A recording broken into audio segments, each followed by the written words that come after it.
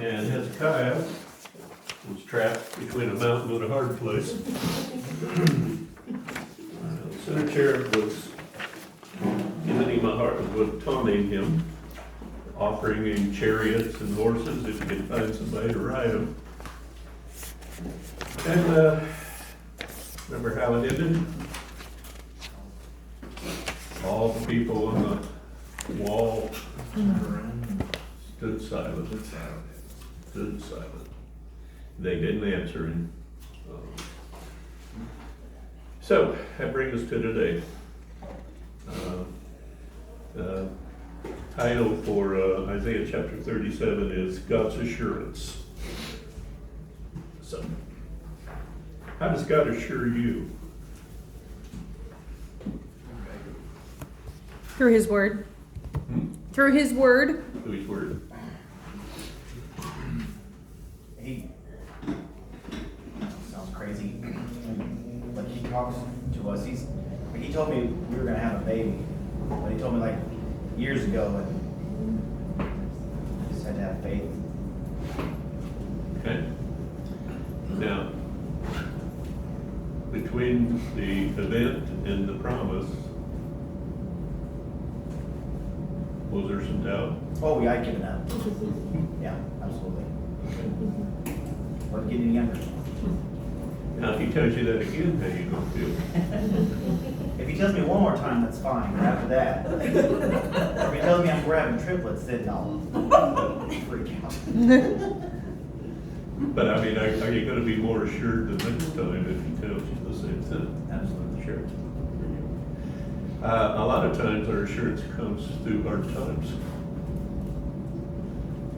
And in a lot of cases, you know, when I look back through my life, my growing spurts were while I was dealing with the swamp and the alligators.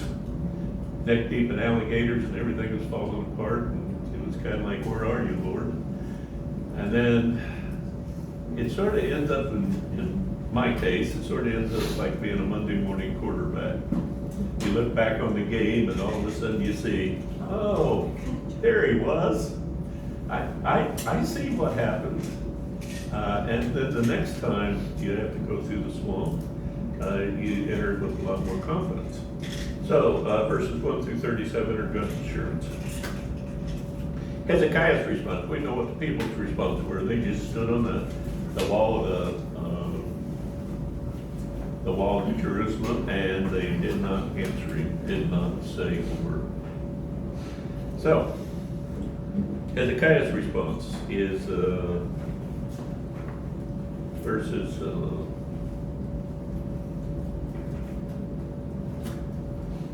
1 through 7. 1 through 7.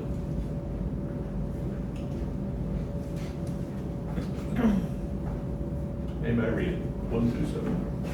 When King Hezekiah heard this, he tore his clothes and put on sackcloth and went into the temple of the Lord.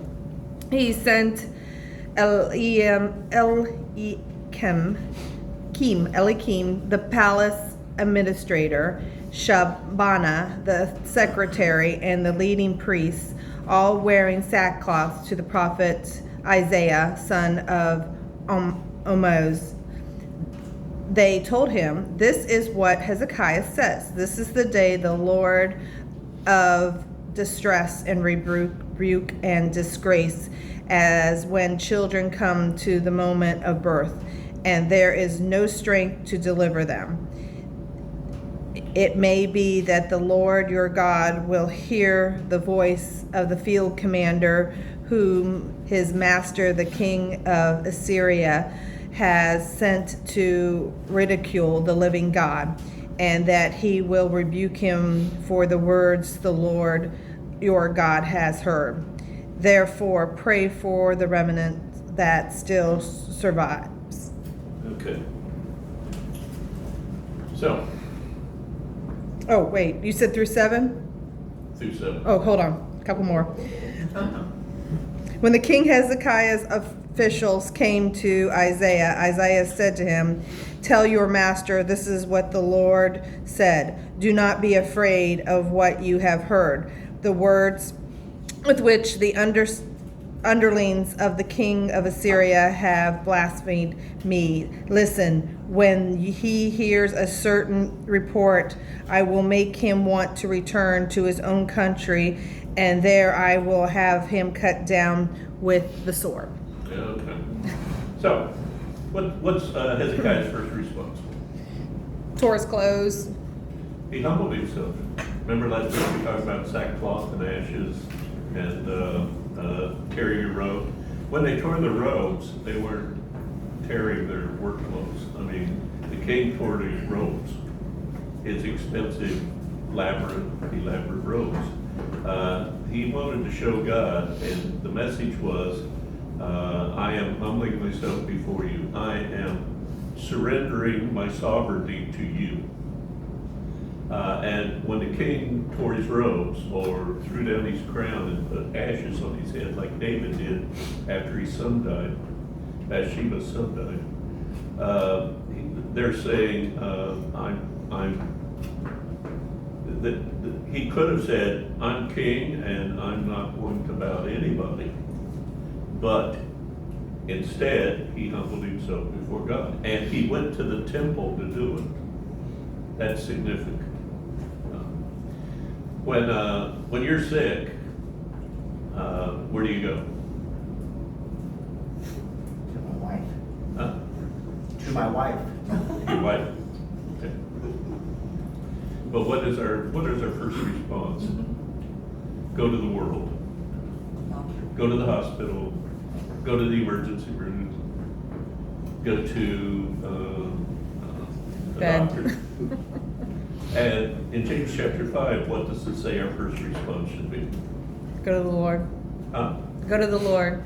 Go to the Lord. Go to the elders, and they will pray for you, and the Lord will heal you. Okay. How often have you heard that that was anybody's first response? Now, that doesn't mean if you're having chest pains, you shouldn't go to the emergency room. But while you're going to the emergency room, you should call Don or somebody and get on the prayer list. You ought to give God his due. Okay? Now, God doesn't bless stupid. If you got chest pains, go head to the emergency room. But at the same time, you can call and have somebody get you on the prayer chain. Does that work? Yes. You know any examples where that worked? And you can say, well, here you go. Yep, sure did. It's interesting if you know the whole story. They took an x-ray, 6 ribs are shattered, and 6 ribs had bone fractures, and my collarbone was shattered. That was the x-ray. So then they said, okay, do an MRI, do a CAT scan. So they did a CAT scan, and they got the CAT scan, and the guy came in and said, we're rushing you to Indianapolis. He said, but before we go, they want an MRI, they want better detail. So that when I got to Indianapolis, they wheeled me in, it's 12:05 at midnight. They wheeled me into the emergency room. There's a whole bunch of people down there in scrubs. So they wheeled me back, and a nurse came over to take my blood pressure and whatever, and I said, who are the guys in the scrub? And he said, those are the trauma surgeons, they're going to be working on you. They had based their decision on the x-ray and the CAT scan. Well, while I was laying there, the MRI came in on the computer. And one of the doctors, a lady doctor, motioned the team over, and they're looking at this computer, and I'm laying on the ambulance card, and I thought, this ambulance is getting paid $100 a minute. I'm going to get these guys out of here. So I sat up on the bed, the card from the ambulance, and the guy from the ambulance come running over I guess he thought I was gonna throw up or something. I popped down on my feet and I said, is that my bed? The nurse in the emergency room said, yeah, we were gonna lift you over and put you on that one. I said, you guys can go home, and I walked over and got on the other bed. The trauma people turned around and looked at me, and they looked back at the MRI, and they all just kind of wandered away, and one of the doctors came over and said, we're gonna keep you overnight and see what you feel like in the morning. Now, they had scrubbed a whole trauma team to operate on me with what they had from the x-ray and the CAT scan. But by the time I got to Indianapolis and you guys had prayed, they didn't operate on me. They said, well, you're gonna have to have rehab and you're gonna have to come back in 3 weeks and we'll see how you're progressing. So I went back in 3 weeks and I walked in and the doctor said, how you feeling? I said, I feel great. He said, oh, well, he said, can you hold your left arm out like this? I said, yeah. He said, well, how about this? And I said, yeah. He said, how high can you reach? I said, oh. His mouth fell open and he walked over and he looked at the x-rays and he ran his finger around my ribs and whatever, and he said, well, you won't need rehab. 6 ribs with multiple fractures and a shattered collarbone. 3 weeks later, I'm back in the mix. There's no other explanation for it. 75-year-old men do not heal like that. But God heals any way he feels like. So, he goes to the temple. He bows down before the Lord wearing sackcloth, and he humbles himself before the Lord. The second thing he did was he sent the administrators to Isaiah to get instructions. If something falls apart, or you're going to get an IRS audit, or the ladder breaks, or whatever, is God your first thought? Should be. Should be. Should be. Should be. Is it? What? Now, this is a different day and age. They didn't have emergency rooms and hospitals on every corner in Indianapolis. But if God comes first in whatever you're involved in, it's going to go better. He might use the doctors. He might use the nurses. He might use penicillin or streptomycin to heal you. Or he might just do it miraculously, and they were gonna make a big incision on my left side, and none of it happened. Sometimes he uses a miracle. And what's the last option?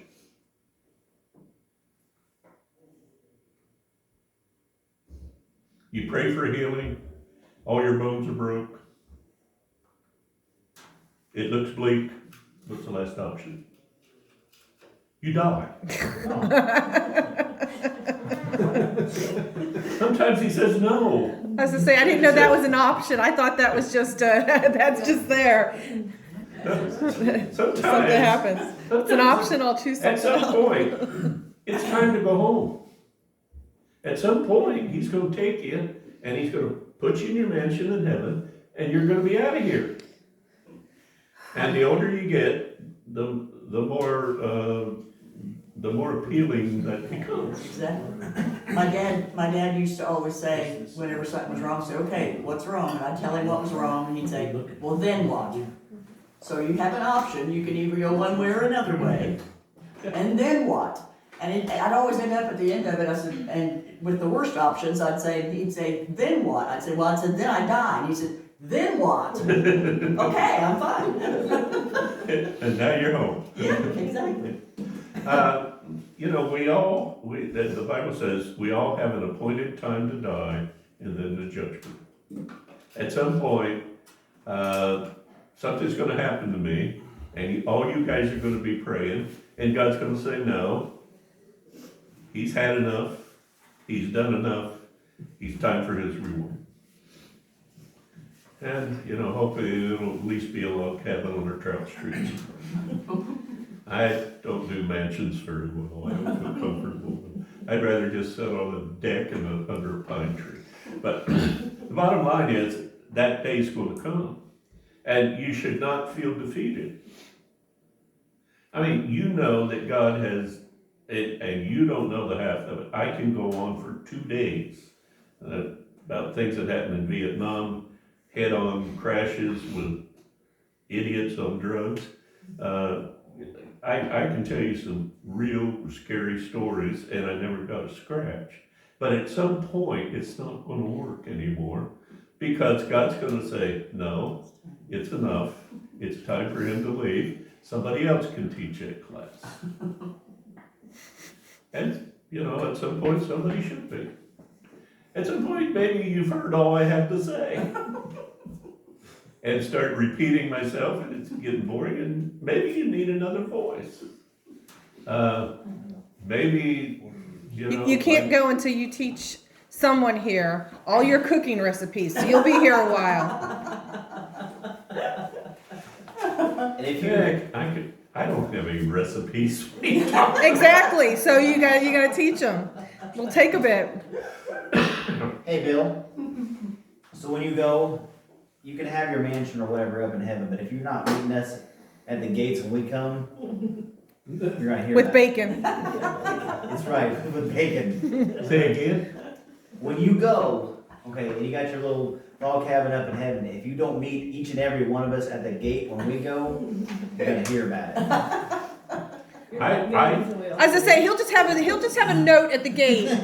My house is the one on the last on the left. Follow your nose. Bacon's ready. Come and get it. Follow your nose. You'll I'll get tell you what, if it smells like bacon, I'll You're not going until we all go. Yeah, let's just all go together. I don't Like a care. cult. Well, Whatever. the Bible says that my generation is the one that will see Jesus Christ return. So you might be right. Yeah. You might be right. But however God chooses to do it, it's the right thing to do. It is the exact right thing to do. And, you know, I'm not warning you that things are going bad with my body, because I feel great. But at some point in time, God's gonna say, bring him home. And when he does, I'm gone. And don't feel defeated. Pray like I'm gonna get healed. And then when I don't, get the Sunday school class together and have a party. You're And, gonna get healed, we just won't see it. Yeah, What? You're gonna get healed, we just won't see it. Oh, okay. exactly. Me and Christina were talking the other day, we're actually talking yesterday, as we were driving, and she was very, very close to her grandpa. Very close, and he passed away, I think it's been 10 years or so. And every now and then she gets a little sad about it. And I said, sweetheart, this isn't the end. I said, we're gonna see him again. We just have to wait. Well, I don't know that I agree with that. But I think maybe they hang around more than we think. I think so too. I've never told anybody this before, and you probably think I'm lost it. But I'm sitting on the porch one day, and it's in the fall, and it's a nice breeze. And I had just picked about 3 5-gallon buckets full of green beans, and I like to sit outside in the cool air in the fall and break green beans, and just nice to be out. I'm sitting there, and prior to that fall, my youngest daughter had passed away. She's 20 years old. Her kidneys failed, and by the time they got her to the hospital, she was gone. And I'm sitting there, and she used to help me do it. So I'm sitting there, and I'm kind of missing her. I'm missing her real bad, and all of a sudden, I just felt this warm feeling all over my body. And the dog was laying on the other side of the driveway right over there. And, he perked up and he was looking at something just to my left. And I all of a sudden I got the feeling like Heather was there. I didn't hear any voices. I didn't see any shadows, you know. But I just, all of a sudden the thought came to me, Heather's here. And the dog was still looking at something right here. Wasn't looking at me, looking at something. And I said, Heather, if you're here, get the dog to look toward the truck. And that dog turned his head and looked at that truck instantly. I don't know if she walked over there or, but there are times when I can feel my grandpa. There are times when I can feel my daughter. Maybe it's just me longing for them to be there, or maybe they're there. But if you ever read those books about people that have passed away and gone to heaven and then came back again, all their loved ones met them.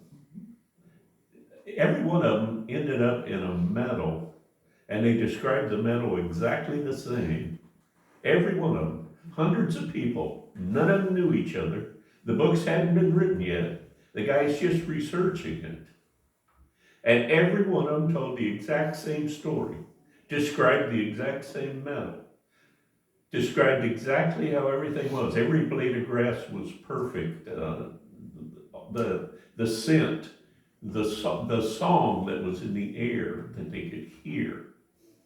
They all told the exact same story. And every one of them talked about seeing their grandpa and their great-grandpa. And one of them came back and he looked at his mother. He had drowned and he had been under the water for 30 minutes. And it was hopeless. They were not going to get him back. But they kept working on him, and suddenly he came back. Should have been brain dead. Opens his eyes, big smile comes over his face, and hi, you know, whatever he said. But he was perky, he was dim-witted,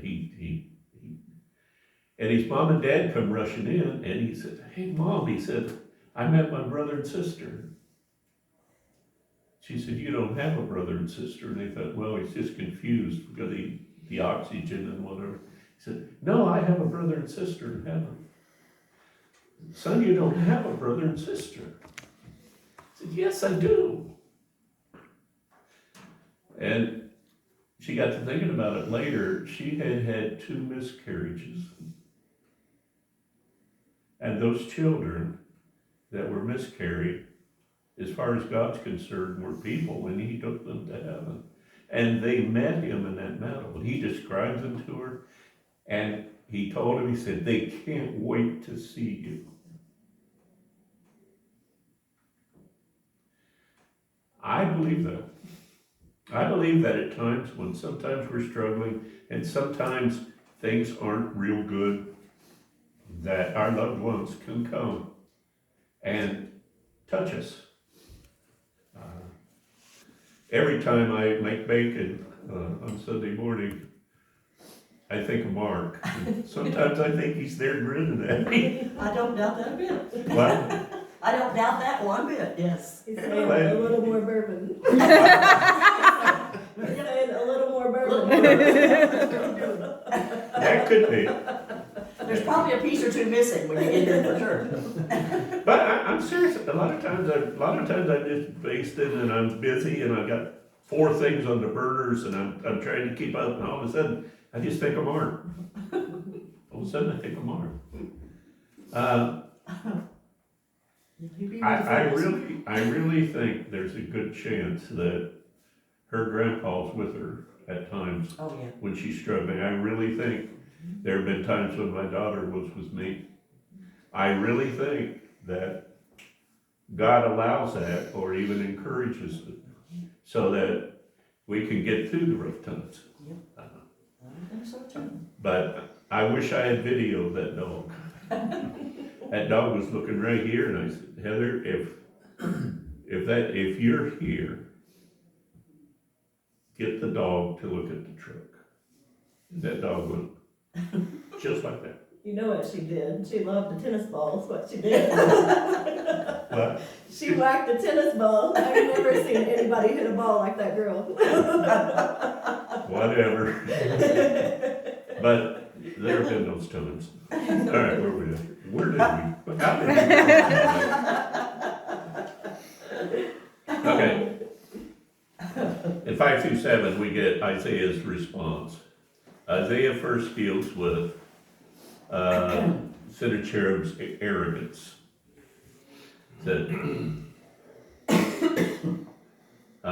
He said, number one, the Lord is going to humble his arrogance.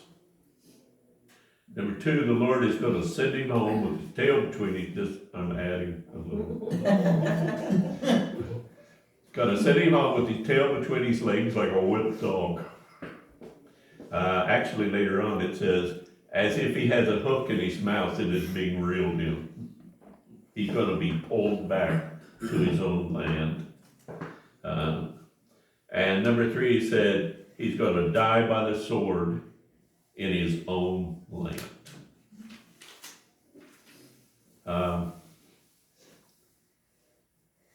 I suppose Hezekiah felt at that point in time. Relieved? Huh? Relieved? Relieved? I'm sure it was good news. But he's human, right? You suppose he said, oh, well, great. Let's have prime rib for lunch. No, he probably, there's a massive army out there. And before this chapter's over, you're gonna find out just how big that army was. That Jerusalem probably could not have held all the soldiers in that army camped around the base of that mountain. But those are three things God told Isaiah to promise to Hezekiah. He said, number one, he's going to be humbled because of his arrogance, and we'll deal with his arrogance next.